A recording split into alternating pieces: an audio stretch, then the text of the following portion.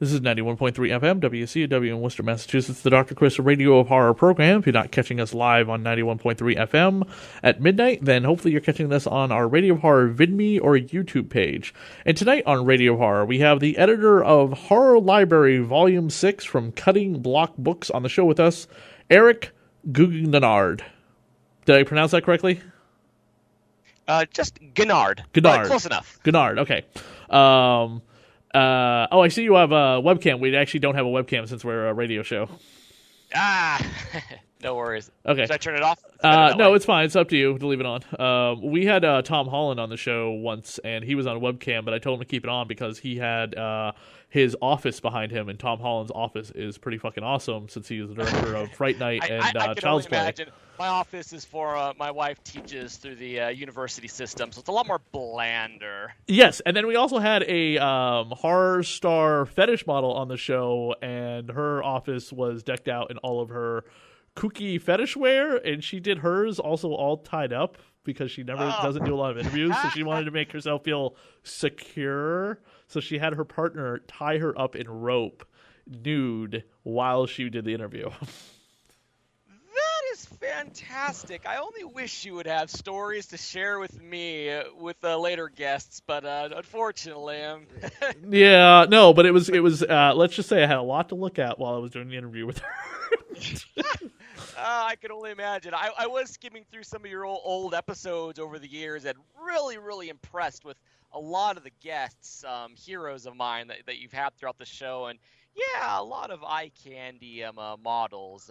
You keep good company, Dr. Chris. Sometimes, yes, definitely. Who are some of the heroes that I've had on that are heroes of yours before we get to the horror library? I was just watching Jack Ketchum. Oh yeah, Jack. Jack hasn't been on since his last interview, but he is usually a frequent guest. In fact, this is like the third time I have talked about Jack Ketchum this weekend that I feel like tomorrow on Memorial Day, I'll be home. I should give him a call to find out when he can come on the show again to catch us up with his works and stuff because he hasn't been to a convention in this area in a while. So. Yeah, Jack is the nicest guy. It's always so surprising. Just his writing is so violent and terrifying and descriptive. And then when you talk to him, he's just so very mild-mannered. Yes. He's very polite. Yep. He's very giving with his time, willing to help people. Nobody has a bad word to say about Jack Ketchum. No, and nobody ever should because if they've never met him before, they don't know what they're talking about. But on to the Horror Library, Volume 6. So this is the 6th volume in the Horror Library collection. I like how the publishing company was just bold enough to just call it Horror Library. I guess it's not a title of a collection of stories that's been used before, so why not make it their own with subsequent, with continuing making it into a library of horror tales. Yeah, absolutely. I think it works. It's nice tie-in marketing to the series. Correct. And you're the editor in this, but you've had a previous story before in the previous volumes. Yeah, I used to be an author. There was actually a different editor for the first 5 volumes, and he essentially retired. But at that time, I had written a story, and then I was also included in the best of. And I have previously edited and worked with other anthologies and publications within the indie horror markets. So I was very fortunate to be asked to step in as the new editor for the series, kind of take up the reins, if you will. What was your previous story about? One of my earliest stories I wrote 6 or 7 years ago about a plane crash victim in the desert who was basically looking for survival, and she comes across somebody else who's kind of dressed in Western wear who leads her to an area where all the other spirits who've died in the desert are also waiting for survival. So while she's dying there, he promises that he'll keep going and bringing back other people until there's somebody who can rescue them all. Where did you get your start in writing from? What was some of your first works or assignments? Interestingly, I was very much into horror when I was growing up, and I would enter and win little local contests. But then I went to college and I became a businessman, and I wanted to be very serious-minded. So I pushed aside all pop culture and horror and kind of thumbed my nose at everything. But I always had an interest in writing, and I did a lot of marketing work and copywriting work. I got my degree in advertising. I started writing nonfiction books, and it led into genealogy, oddly enough. But I started to do a lot of layout work and graphic design work, doing genealogy books, and all of a sudden one day it just kind of came crashing back that I just had this lust for all the horror fiction, all the great authors I had read when I was younger, that I wanted to be back into it. And I immediately just kind of jumped back into a lot of the reading, and it kind of inspired me to start writing for the sake of publication, which I did and have enjoyed it thus far. Why horror in particular? I've always found horror exciting. I've never found horror fearful, except when you're a child. You kind of get past a certain phase of it. The earliest Nightmare on Elm Street movies definitely wreaked havoc on my dreams. But once I got past that, I always just simply found horror more action driven, more adventure driven, something that would get my adrenaline pumping much more than just a crime movie or a gunfighter movie. It really plays a lot more with the emotions. And I've always had kind of a soft side, especially for some of the kind of horror comedy movies. A lot of the Bruce Campbell movies, I'd sit around with friends and watch and laugh. And again, that's just something, it would get me excited, and I would, start to tend to emulate that.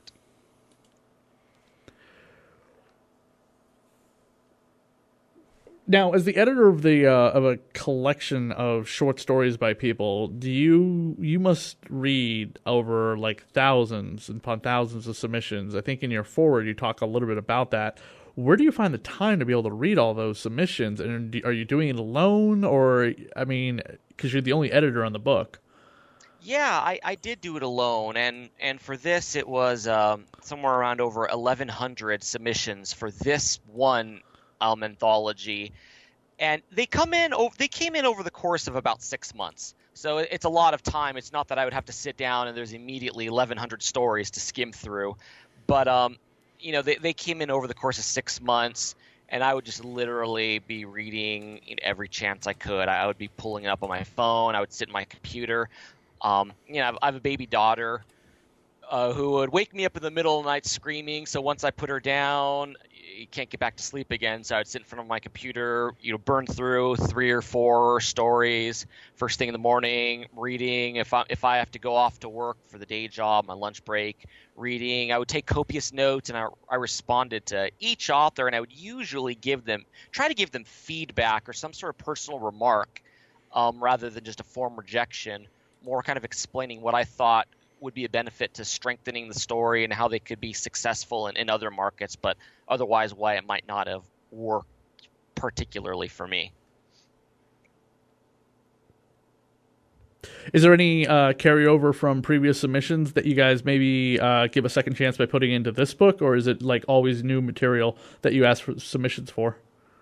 It was always new. It was all new material for this book, but I will say, out of the stories that I rejected, there were other opportunities that I parceled out authors to other editors that I know who were working on specific projects, that I said, hey, this story doesn't work for me, but I think this would really be great for something that you're doing. And in addition, the publisher himself is working on another anthology, and we second round read some of the stories for his book, and I had a couple of the other authors that I've worked with them before in other projects, and I thought, well, this story doesn't work for me, but I'd really love to work with you again. Let's come up with a different idea for another book that I'm working on.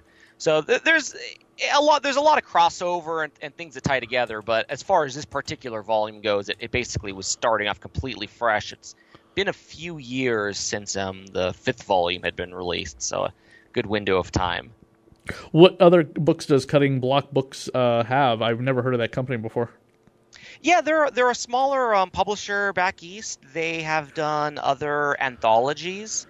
Well, basically the horror library series itself, 1 through 6 now, and including the best of. They also have been starting a series of novellas with up and coming authors, some experimental work, but for the most part, it's just been anthologies that they've focused on. Is there any one particular story in the newest volume that really stands out to you that you want people to check out? If they can't get through the whole book, but they're kind of maybe being like, when it comes to anthology books like this for myself, I'll maybe kind of pick through it and read what I think to be the best short stories if I don't have time to read the whole thing. Yeah, that's a great question. I know there's a lot of readers who do that. For my own taste in horror, most of the stories tend to be a little bit more on the quieter side of horror rather than anything visceral. But at the same time, I really wanted to broaden the book to look at horror in lots of different aspects. So I have very serious-minded psychological horror. I have horror that's mixed with dark fantasy. I have a lot of horror set in kind of different time frames. Horror that's kind of explored with different points of views. So I know and I purposefully mix stories, so it's almost like a mixed cassette tape in high school. And you get a lot of good songs. You want them to play back to back, one song leading into the other.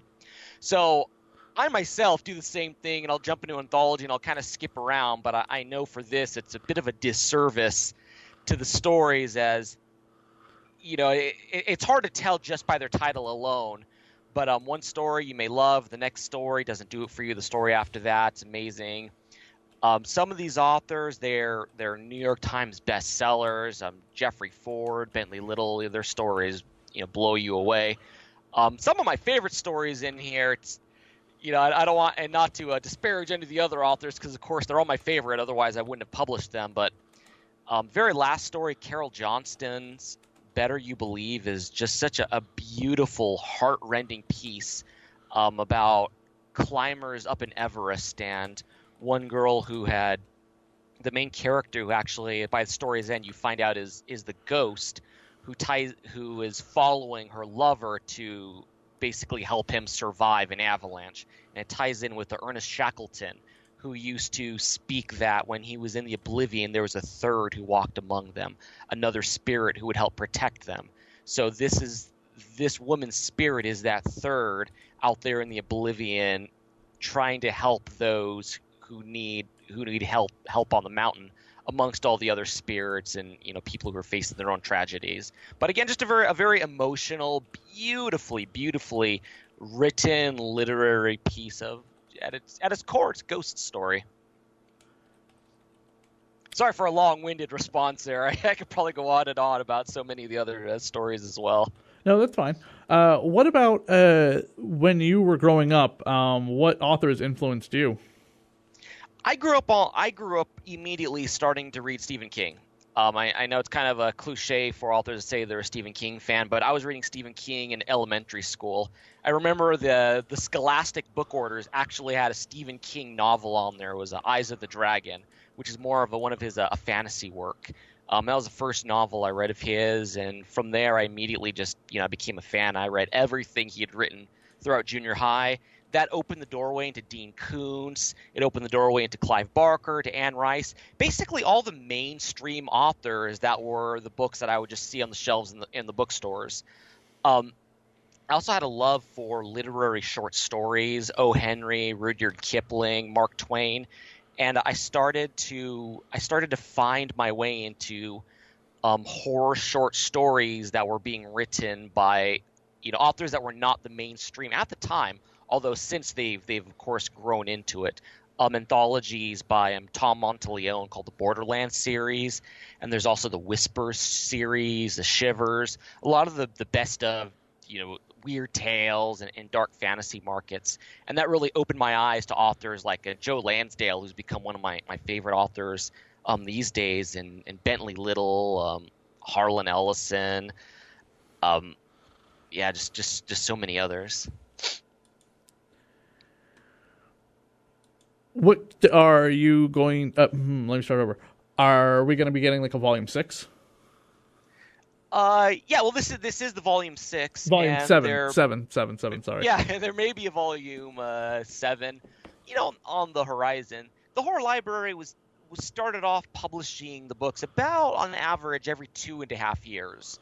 So it was a great experience doing this last volume, but it is an immense amount of time and effort. And I don't know if I'll be ready for it myself in the near future, but I'm sure I'll feel a craving for it. Come again in the year or two. What are you currently working on? I'm also editing a few other anthologies, as well as I also write short stories throughout the indie horror fiction markets. I'm working on an anthology right now that is set to showcase international authors, basically authors that aren't regularly published in the English language, just to get different voices and kind of different ideas, different folklore, mythology from countries all around the world.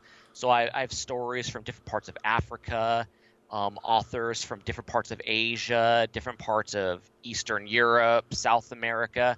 Basically, as I worked with them, I wanted to get stories that are very rich in atmosphere and setting from where they lived. And again, kind of exploring ideas, monsters and cultures that we don't normally come across in Western literature reading, which generally, especially reading through a lot of the slush piles, you get a feeling of a lot of the same stories over and over again by authors that have been raised in the same environment. I know for myself, saying that I was raised on Stephen King and Dean Koontz, pretty much every other American author, my age is going to say the same thing, and so we have these shared experiences and shared backgrounds that really represent such a small percentage of the voices that are out there.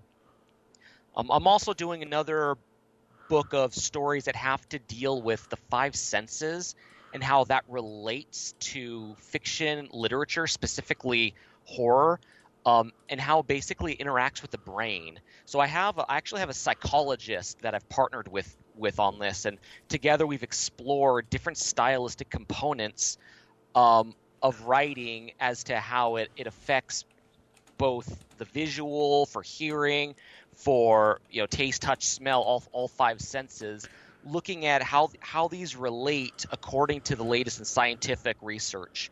So, for example, the sense of smell is the sense that triggers vital memories, and it's the one that resonates the most with the brain center for emotions.